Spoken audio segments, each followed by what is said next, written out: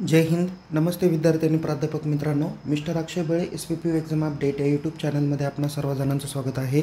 या व्हिडिओमध्ये आपण अपार ID कशा पद्धतीने क्रिएट करायचा ही माहिती आपण जाणून घेणार आहोत. विद्यार्थी मित्रांनो, अपार ID म्हणजे one nation one student ID. जो आधार कार्डसारखा दिसणारा जो काही ID आहे त्या पद्धतीचा ID आपल्याला बनवायचा आहे, ज्याला automated permanent academic account registry असं त्याला अपार IDचा फुल फॉर्म आहे. तर तो कशा पद्धतीने क्रिएट करायचा ते आपण या व्हिडिओमध्ये जाणून घेणार आहोत. याकरता आपण आपल्या मोबाईलमध्ये डिजिलॉकर नावाचं ॲप डाउनलोड करू शकता. त्यामध्ये गेट स्टार्टेड बटनावर क्लिक करा. जर का आपलं ऑलरेडी डिजिलॉकरला अकाउंट असेल तर तुम्ही साइन इन करा, अदरवाईज आपण क्रिएट अकाउंट करू शकता. ओके, सो क्रिएट अकाउंट जर का आपण क्लिक केलं तर या ठिकाणी तुम्हाला तुमचं फुल नेम विचारलं जातं.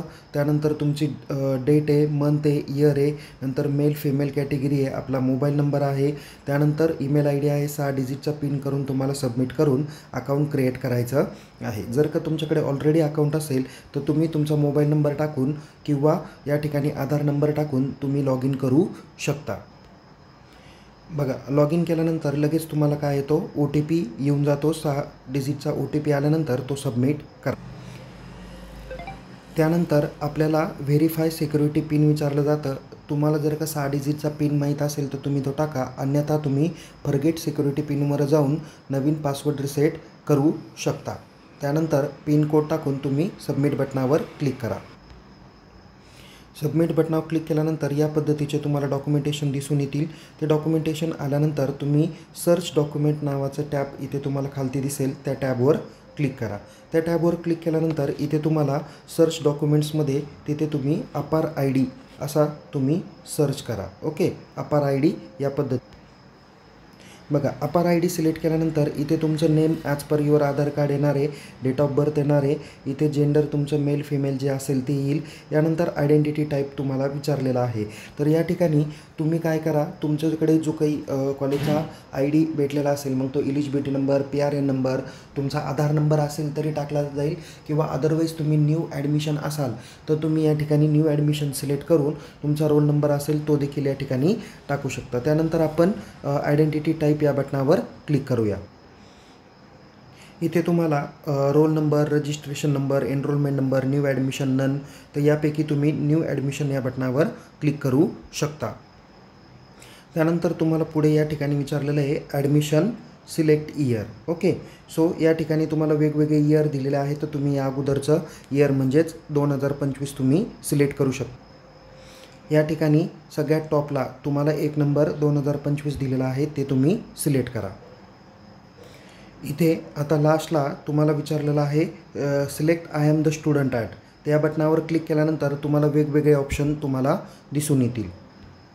बघा, इथं वेगवेगळे ऑप्शन आहे, म्हणजेच तुम्ही ज्या महाविद्यालयातून शिकलेला आहात ते, किंवा तुम्ही इथं विद्यापीठाचं नाव टाकू शकता. सर्च बॉक्सवर क्लिक करा आणि इथं नुसतं SAV एवढं जरी नाव केलं तर तुम्हाला इथे 1 2 3 4 5 नंबरला सावित्रीबाई फुले पुणे युनिव्हर्सिटी दिसेल, त्या बटनावर क्लिक करा.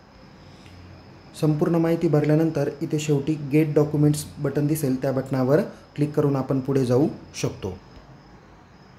बघा, या ठिकाणी 1 नंबरला तुम्हाला अपार ID academic bank of credit असा टॅब तुम्हाला दिसेल, तर या बटनावर क्लिक. इथे तुम्हाला वेगवेगळे ऑप्शन दिसतील, जसं view document, share, view PDF, download, नंतर वेगवेगळे ऑप्शन आहे. तुम्हाला ज्या पद्धतीने पाहिजे ते तुम्ही काय करू शकता, व्ह्यू करू शकता. बघा विद्यार्थी मित्रांनो, आपण ज्यावेळेस डाउनलोड केलं तर या ठिकाणी आपल्याला लगेच काय होईल, अपार ID डाउनलोड होणार आहे. तर या ठिकाणी आपलं पूर्ण नेम, आपलं बर्थ, नंतर जेंडर येईल आणि या ठिकाणी 12 डिजिटचा अपार ID येणार आहे. तर हे डॉक्युमेंट्स काय करा, तुम्ही डाउनलोड करून ठेवा. इथे डाउनलोड करण्यासाठी तुम्हाला लास्टला ऑप्शन येणार आहे. तर या पद्धतीने तुम्ही अपार ID काढू शकता. तो कशा पद्धतीने एक्झाम फॉर्मला अपडेट करायचा हे आपण नेक्स्ट व्हिडिओमध्ये बघणार आहोत. तर सर्व विद्यार्थ्यांनी या पद्धतीने डिजिलॉकरच्या माध्यमातून अपार ID काढू शकता. तर विद्यार्थी मित्रांनो, आपण अपर आय डी कशा पद्धतीने काढायचा आहे याची माहिती बघितलेली आहे. याच नंतर आपण पुढच्या व्हिडिओमध्ये अपर आय डी आपल्या एक्झाम फॉर्मला कशा पद्धतीने अपडेट करायचा याची माहिती आपण येणाऱ्या व्हिडिओमध्ये बघूया. त्यामुळं त्वरित आपण आपल्या यूट्यूब चॅनलला सबस्क्राईब करा आणि टेलिग्राम चॅनलमध्ये सहभागी व्हा. लिंक डिस्क्रिप्शन बॉक्समध्ये देण्यात आलेली आहे. चला तर मग आपण भेटूया पुन्हा एकदा एखाद्या नवीन विषयासह, नवीन व्हिडिओसह. तोपर्यंत टेक केअर. जय हिंद. धन्यवाद.